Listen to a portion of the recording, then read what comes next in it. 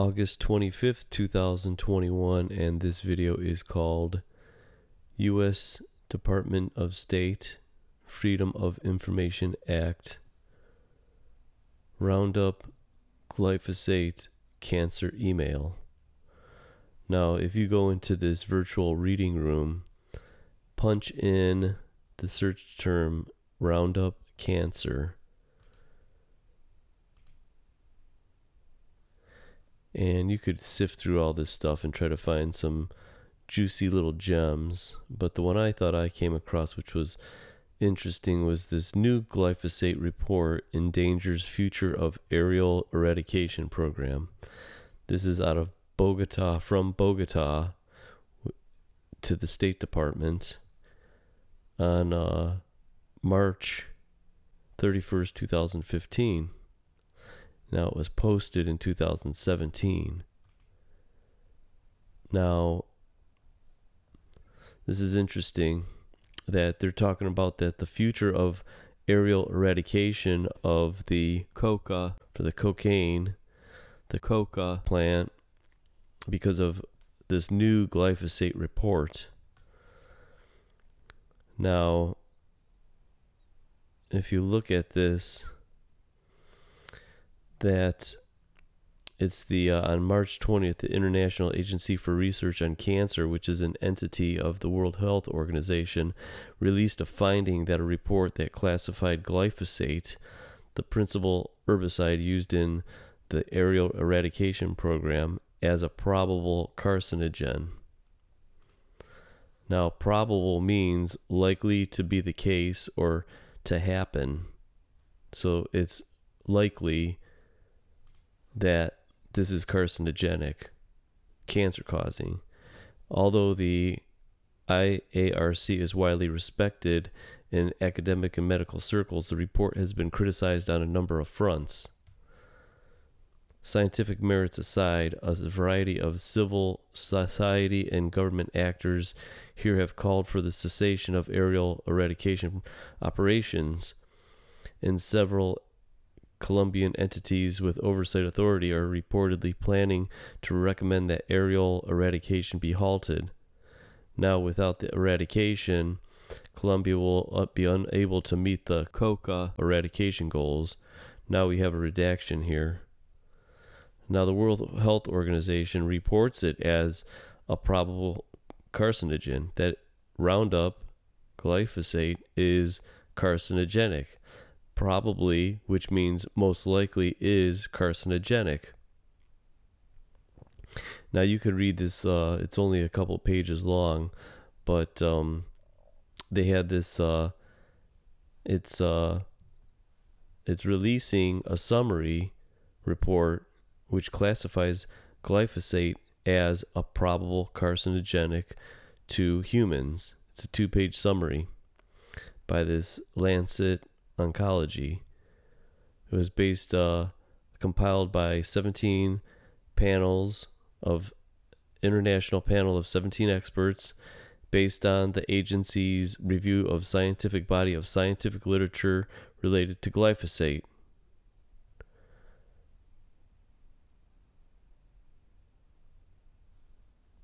Now, they are stating that there is sufficient evidence in animals, limited evidence in humans, and strong supporting evidence showing DNA mutations and damaged chromosomes. Now, officials at the CDC and NIH, we've been hearing about these people in the news a lot, had access to the panel's deliberations, told the INL officials that the IARC is considered the authority on carcinogens and that its rigorous, well-established consensus-based review process has been successful in previous carcinogen classifications, some of which have been controversial, they're saying. But it says that the news of the report spread rapidly. International media sources around the globe reported on the findings, in part due to the potential implications of such an assessment for countries that rely heavily on the world's most popular herbicide.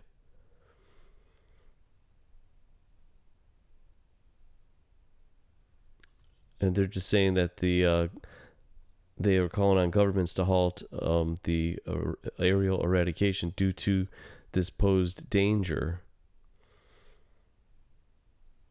Now it says the WHO's decision to classify glyphosate as a likely carcinogen is not without controversy.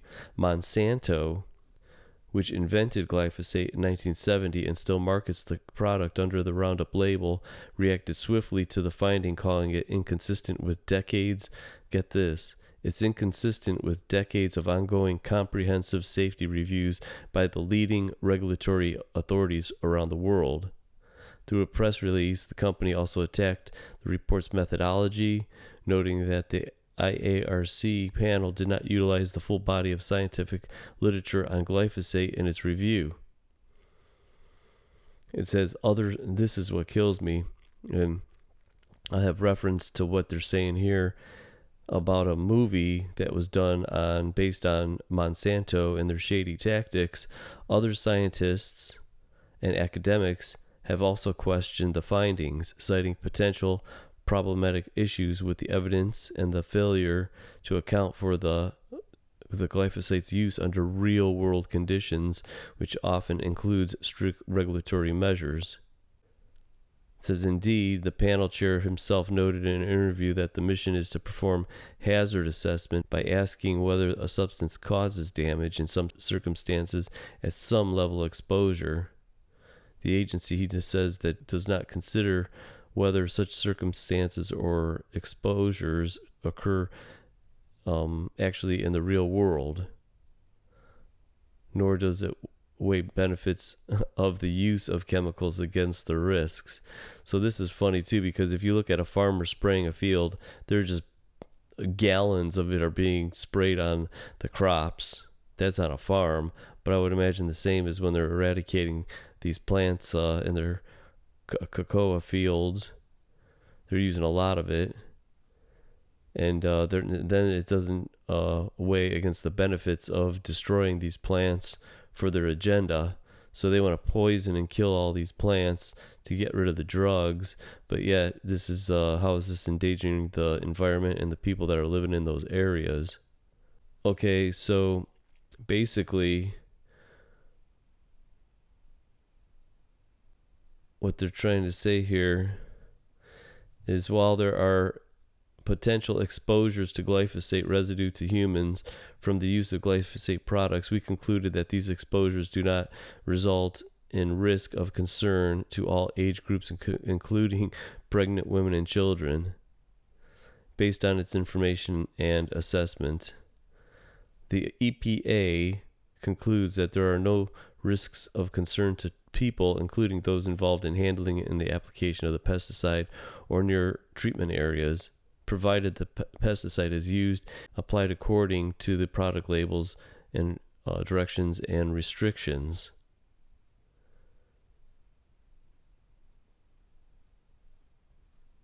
Apart from the EMP, the aerial eradication or operations comply with the U.S.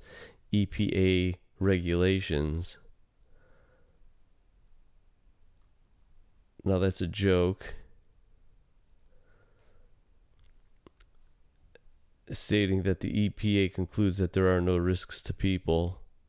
In a desk statement issued following the report, EPA noted that over 55 reviewed studies conducted on the possible cancer and non-cancer effects of glyphosate.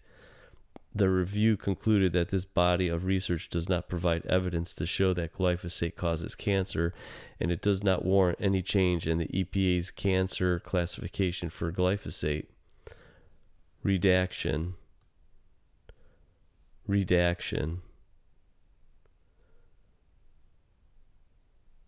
Okay, it's basically they're reluctant to do what they want to do. The government would not have the ability to undertake operations in large countries if they don't have the glyphosate Roundup to kill it.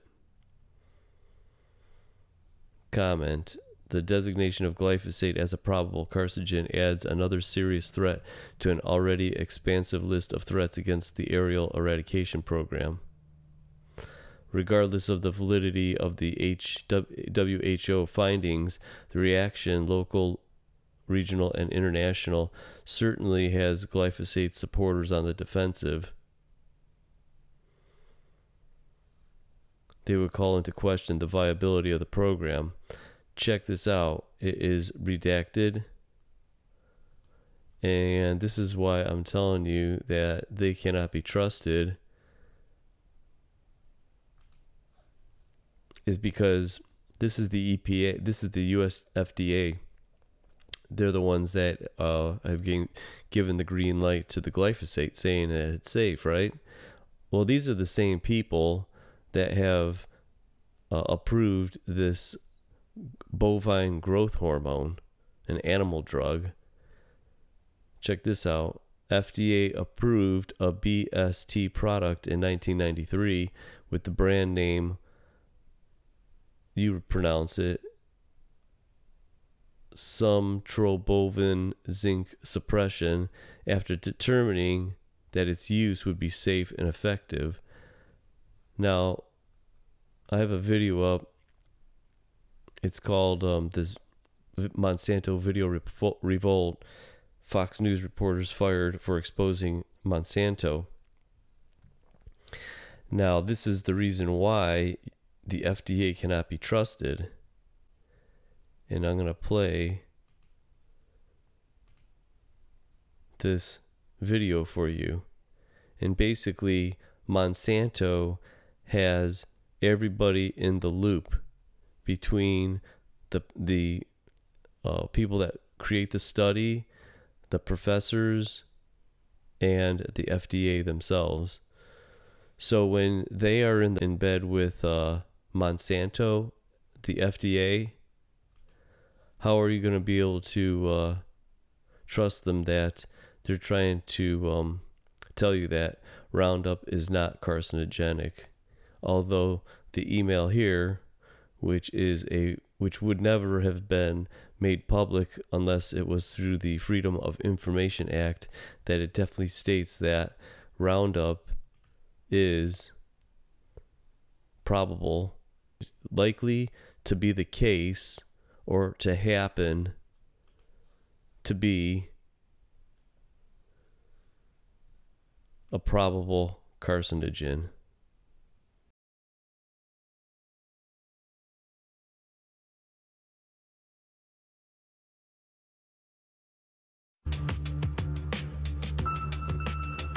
What Fox Television told us was that we were just the people to be the investigators. Do any stories you want, ask tough questions, and get answers.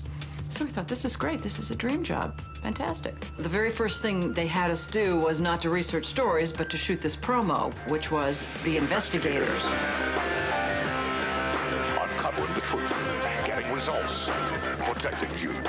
And they had a film crew and a smoke machine, and we were silhouetted. Investigative reporter Steve. One of the first stories that Jane came up with was the revelation that most of the milk in the state of Florida and throughout much of the country was adulterated with the effects of bovine growth hormone. With Monsanto, I didn't realize how effectively a corporation could work to get something on the marketplace. The levels of coordination they had to have. They had to get university professors into the fold. They had to get experts into the fold. They had to get reporters into the fold. They had to get the public into the fold. And of course, the FDA, let's not leave them out. They had to get the federal regulators convinced that this was a fine and safe product to get it onto the marketplace. And they did that. They did that very, very well. Posilac is the single most tested new product in history and is now available to you specifically so you can increase your profit potential. The federal government basically rubber stamped it before they put it on the marketplace.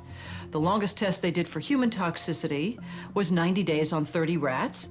And then either Monsanto misreported the results to the FDA, or the FDA didn't bother to look in depth at Monsanto's own studies.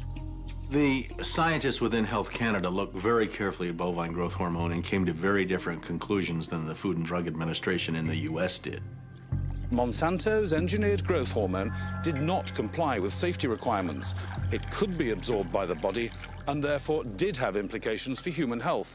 Mysteriously, that conclusion was deleted from the final published version of their report. I personally was very concerned that there's a very serious problem of secrecy, conspiracy, and things of that nature. We have been pressured and coerced to pass drugs of questionable safety, including the RBST. We wrote the story. We had it ready a week beforehand. They bought ads. Farmers in the milk industry say it's safe, but studies suggest a link to cancer. Don't miss this special report from the investigators. That Friday night before the Monday this series was to begin, the fax machine spit out a letter from this very high-priced lawyer in New York that Monsanto had hired. It contained a lot of things that were just off-the-wall false, just demonstrably false. But if you didn't know the story and you didn't know how he had gone about producing it, would have scared you as a broadcaster, as a manager. And they decided that they would pull the story and they would just check it one more time. But the bottom line was that there was no factual errors in that story. Both sides had been heard from. Both sides had had an opportunity to speak. 1 week later, Monsanto sent the second letter. And this was even more strongly worded. And it said there will be dire consequences for Fox News if the story airs in Florida. And this time they freaked. They were afraid of being sued, and they were also afraid of losing advertising dollars at all of the stations owned by Rupert Murdoch. And he owned more television stations than any other group in America. And that's 22 television stations. That's a lot of advertising dollars for Roundup, aspartame, NutraSweet, and other products. So we got into a battle. And the first deal was the new general manager. And his name's Dave. And Dave is a salesman, and, you know, he'd pump your hand. How you doing? How you doing? Called us upstairs to his office, and he said, what would you say if I killed this piece? What if it never ran? And we said, well, you know, we wouldn't be very happy about that. And he said, well, I could kill it, you know. And we said, yes, of course, you're the manager. You could kill it. It would never air. And he's hemming and he's hawing and he's back and he's forth. And we couldn't figure out, what is this all about? And finally he blurted out, look, would you tell anybody? You know, I said, I'm not going to lie for you. About a week later, calls us back to the office and says, okay, we'd like you to make these changes. In fact, you will make these changes. We said, well, look, let us show you the research that we have that shows that this information you want us to broadcast isn't true. To which he replies, I don't care about that. I said, pardon me? And he said, well, that's what I have lawyers for. Just write it the way the lawyers want it written. I said, you know, this is news. This is important. This is stuff people need to know. And I'll never forget, he didn't pause a beat, and he said, we just paid $3 billion for these television stations. We'll tell you what the news is. The news is what we say it is. I said, I'm not doing that. And he said, well, he said, if you refuse to present the story the way we think it should be presented, you'll be fired for insubordination.